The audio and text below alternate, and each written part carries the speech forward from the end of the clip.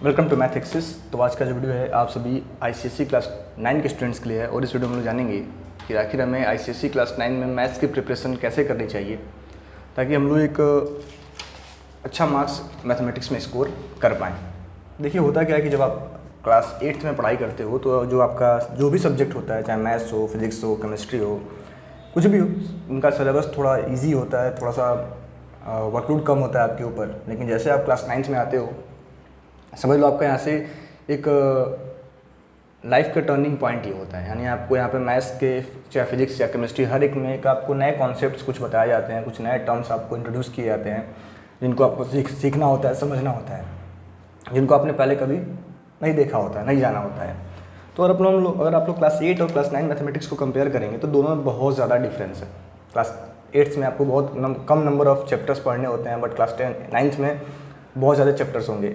और अब कह लूँ कि अगर आपको क्लास 10th में अच्छा करना है, अगर आपको क्लास 10th में अच्छा मार्क्स स्कोर करना है तो आपको अभी से अपनी प्रिपरेशन अच्छे से स्टार्ट करनी पड़ेगी।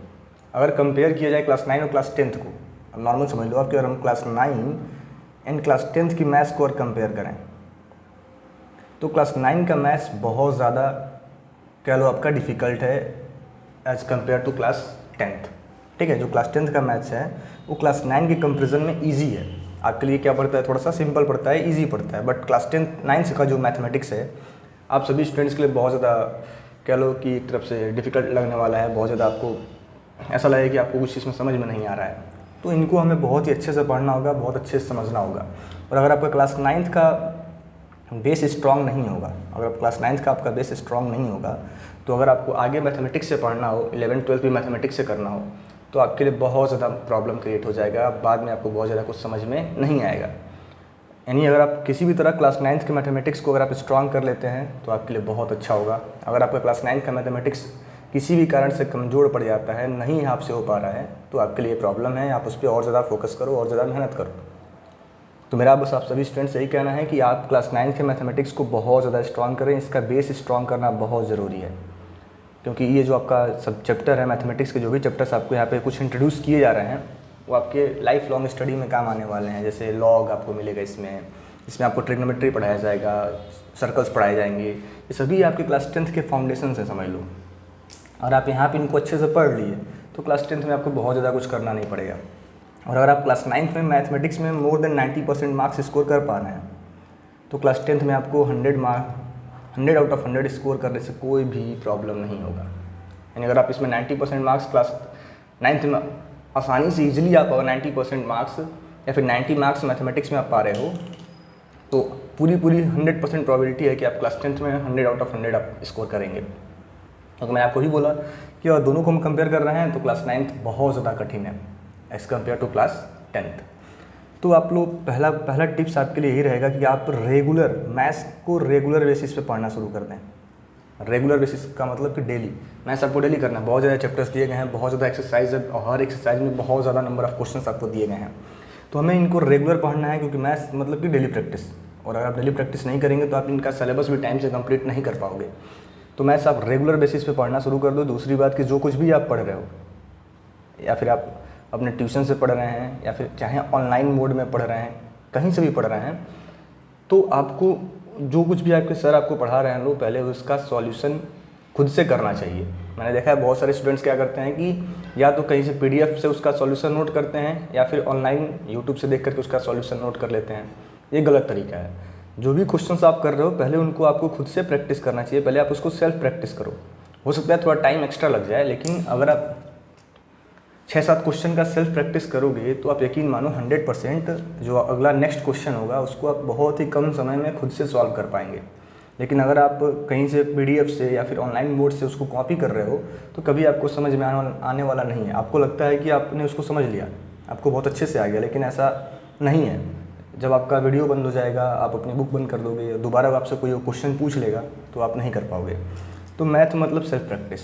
आप कॉन्सेप्ट समझो यूट्यूब से अगर आपको सॉल्यूशन नहीं मिल रहा है तो उसको आप देखो, अपने टीचर से पूछो, लेकिन आप मैथमेटिक्स में पहले सेल्फ प्रैक्टिस खुद करो। अगर आप सेल्फ प्रैक्टिस नहीं करोगे तो बहुत अच्छा होने वाला मैथमेटिक्स आपका नहीं है। दूसरी बात कि हमारे इस चैनल पे अगर आप कहेंगे तो आपको क्लास 9 मैथमेटिक्स के भी वीडियोस प्रोवाइड किए जाएंगे। हर एक चैप्टर को काफ़ी डिटेल में एक्सप्लेन किया जाएगा। तो अगर आपको क्लास 9 मैथमेटिक्स पढ़ना है तो आप हमें कमेंट कर सकते हो। उनका भी एक हर चैप्टर का एक डिटेल सॉल्यूशन या फिर कह लो एक आपका डिटेल एक्सप्लेनेशन आप सभी को बताया जाएगा, जिसके हेल्प से आप अपने चैप्टर्स को काफ़ी इजीली सॉल्व कर पाएंगे। देन अगला जो मेन टॉपिक है रिवीजन। आप अपने बुक को कम से कम 6 पार्ट्स में डिवाइड कर लें। जो भी चैप्टर्स आपको दिए गए हैं उनको 6 इक्वल पार्ट्स में डिवाइड कर लें, और हर रेगुलर इंटरवल पे यानी कि हर 21 डेज़ पे आप ऐसा कर लो कि मानो आपने 21 डेज़ में 3 चैप्टर कंप्लीट किया, तो कम से कम इन 3 चैप्टर्स का आपको एक क्विक रिवीजन करना ही करना है।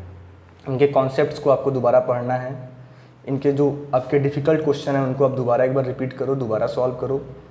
तो अगर आप रिवीजन करते रहेंगे तो आपको बेनिफिट होगा। अगर आप ये सोचोगे कि हम एनुअल एग्ज़ाम के टाइम पे एट लास्ट में इसका हम रिवीजन कर लेंगे तो बहुत ज़्यादा मुश्किल हो जाएगा, क्योंकि बहुत ज़्यादा चैप्टर्स हैं, अप टू 22 या 23 चैप्टर्स आपको मैथमेटिक्स में देखने को मिलेंगे। तो आप लोग रेगुलर इंटरवल पे इनका प्रैक्टिस भी करते हो, इनका रिवीजन करते रहो। अपने क्वार्टरली एग्जाम्स, हाफ एग्जाम्स, इनकी प्रिपरेशन काफ़ी अच्छे से करो, ताकि जब आपका एनुअल एग्ज़ाम होने को हो तो आपका मैथमेटिक्स सब्जेक्ट आपको कंप्लीट प्रिपेयर हो। तो रेगुलर इंटरवल्स पे आप इनका प्रैक्टिस भी करना स्टार्ट कर दें, ठीक है।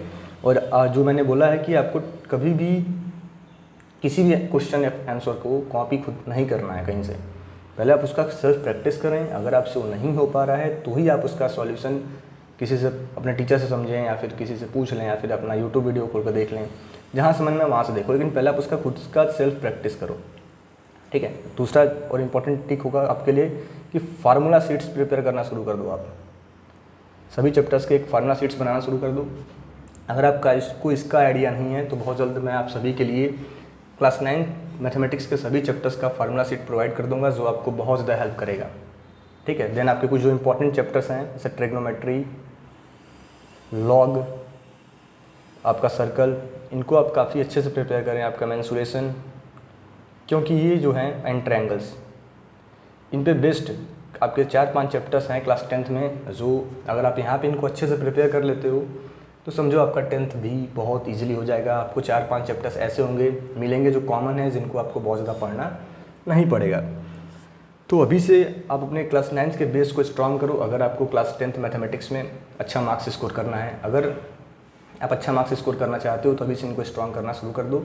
और मैंने जो बोला रिवीजन पे आप मेन फोकस करना, अपने पूरे बुक को कम से कम 6 इक्वल पार्ट्स में डिवाइड करो, जिसमें 3-4 चैप्टर आप कंबाइन कर लो, और उनको एक रेगुलर इंटरवल पे जब भी आपके पास टाइम हो तो उनको रिवीजन करते रहें, प्रैक्टिस में रखें आप उनको, क्योंकि मैथ मतलब प्रैक्टिस। अगर आप मैथ का प्रैक्टिस नहीं करोगे भूल जाएगा। तो एक रेगुलर टाइम इंटरवल पे इनको आप रिवाइज करते रहें।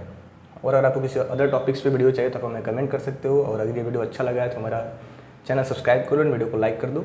Thank you.